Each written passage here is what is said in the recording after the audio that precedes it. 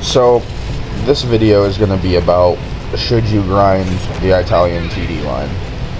Now, here's kind of the problem, and in my opinion, this is all my opinion, right?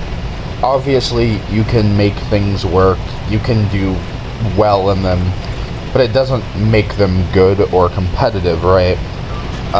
It's important to, differentiate a good player making a tank work and the average player trying to make a tank work. They are two very different things, and for that reason, I can't recommend you grind down any of this tank line. And it really comes down to their guns. Their guns just have such a long inner clip at this stage that they kind of have two different sets of reloads.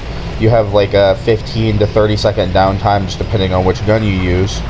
But then, you get your 4 shots or 3 shots or however many, and you're like, okay, cool, great, I'm an autoloader. But then you have another 6 to 8 second inner clip. So what's it really matter? It doesn't really matter if you're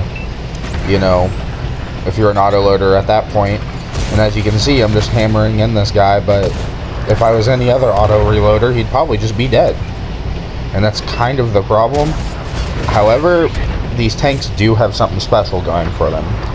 They have a lot of frontal armor, which is great. However, armor in the current meta of the game just doesn't matter as much as it used to, and it's mostly down to things like premium ammo. Like, everyone can afford to spam a bunch of premium shells and stuff like that now, and unfortunately it's simply just not worth going after. I'm up to the tier 9 finally. This is some gameplay of, I believe, the tier 8. But I just really didn't like the gun. Now, on the tier 8, to be fair, you shouldn't be using the biggest gun anyways. You should be using the one that has a 5 second inner clip. That's, pretty much the highlight of the line outside of the tier 6. And because of that, I just can't recommend anyone go down them. I don't even want to go down them, but because I have I'm only missing 4 tanks on the entire game, right? Because of that, I'm obviously going to grind them, but that's only because I'm already at the point where it's the only thing left. And honestly, unless you're at that point, you shouldn't be grinding these either. They're extremely hard to play, and I think for new players, they're not very flexible, even though they have the semi-type turret thing going on.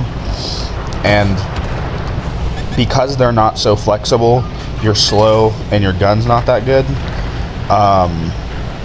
Bad things just happen to you.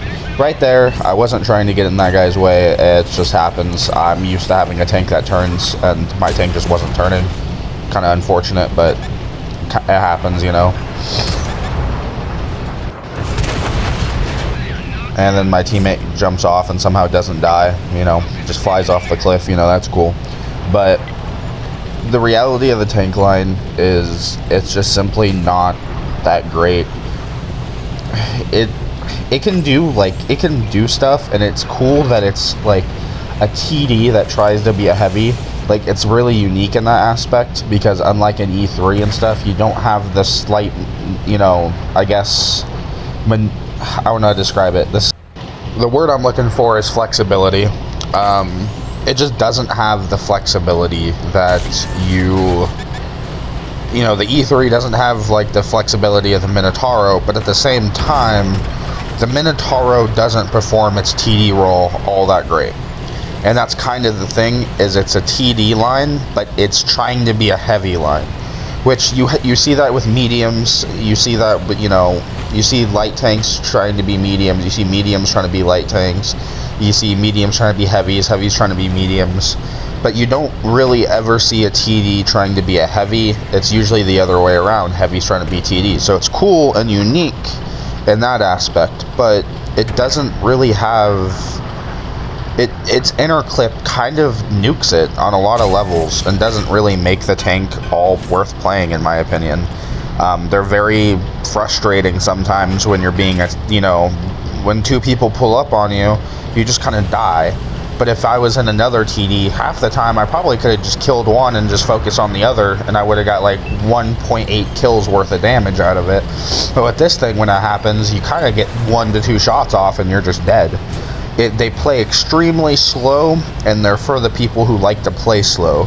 But playing slow in World Tanks doesn't usually do you a whole lot of good.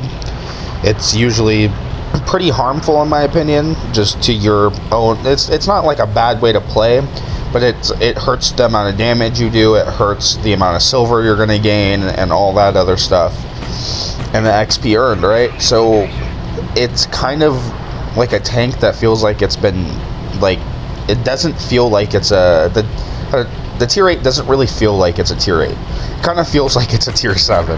The tier 9 kind of feels like it's a tier 8. I can't speak on the tier 10 yet because I've yet to have it, but if it's anything like the tier 9, it's just going to be a tier 10 that feels like a tier 9. And it's kind of unfortunate in that sense. And there isn't a real whole lot you can do about it. But as you can see, you can still do okay damage. I placed top of the team, 3,500. You know, not bad. Not bad at all, considering, you know, I was using the big gun. You know, best in game damage. You know, top of the leaderboard, obviously, because I was the MVP. But I don't know. It just felt like a lot of suffering. The whole line has felt like extremely brutal and unfair to play in certain circumstances.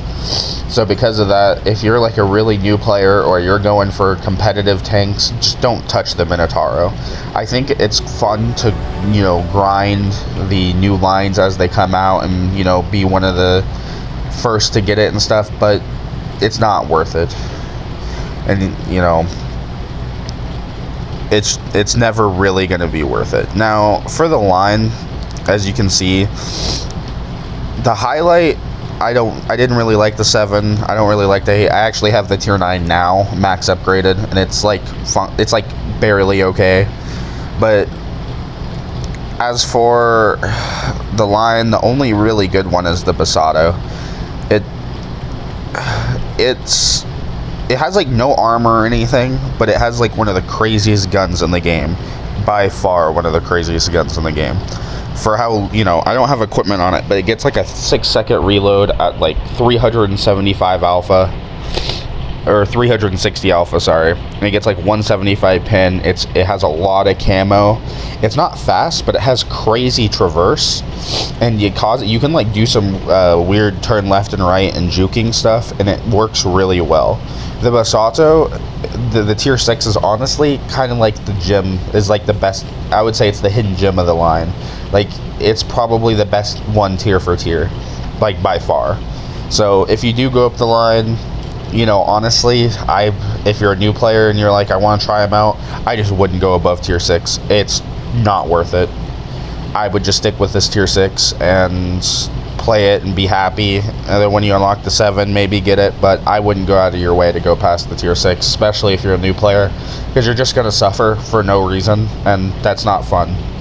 There's no point in playing a tank you just don't enjoy, and you're probably not going to enjoy the tier 7 through 10.